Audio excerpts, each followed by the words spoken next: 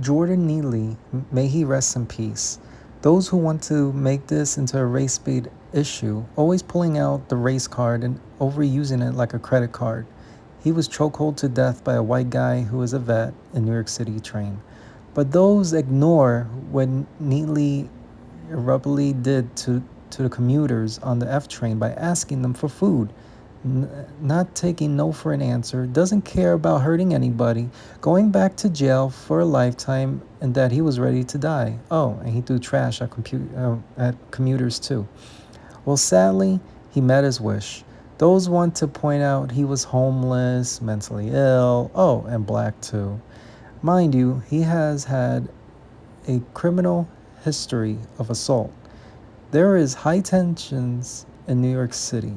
The city is sadly infested by broken souls who no longer benefit to society, who are career criminals and continue to harm society. I blame it on those who run New York City. If criminals can get a slap on the wrist, then the vet didn't do anything wrong by protecting the people on the train. Did a better job than the NYPD. If Neely was non black, sadly, those people wouldn't care. If the chokeholder was black too, they wouldn't care. They ignore his actions and focus on his race instead. There was a recent Georgia mass shooting committed by someone who happens to be black. His name is D.Patterson. Those who stand up for Neely don't use that same energy against a mass shooter because he is black, and they could care less about the victims. I recently read someone's Substack naming Neely a black man, but wouldn't mention that the Georgia shooter is black. I hope the remaining victims recover soon, but I know mentally they won't.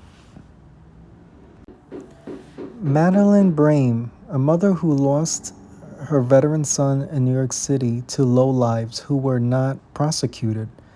Why they aren't prosecuted? Because they black. Madeline Brame is very upset with the DA of New York City and the Democrats who don't do their part in serving the city. She spoke out heartfully towards the DA and she gets no support. I bet if the attackers were white, those would have given her a spotlight. That is sad. No mother has to go through this, despite their race, because they experience the same pain regardless of their skin color. May her justice be served.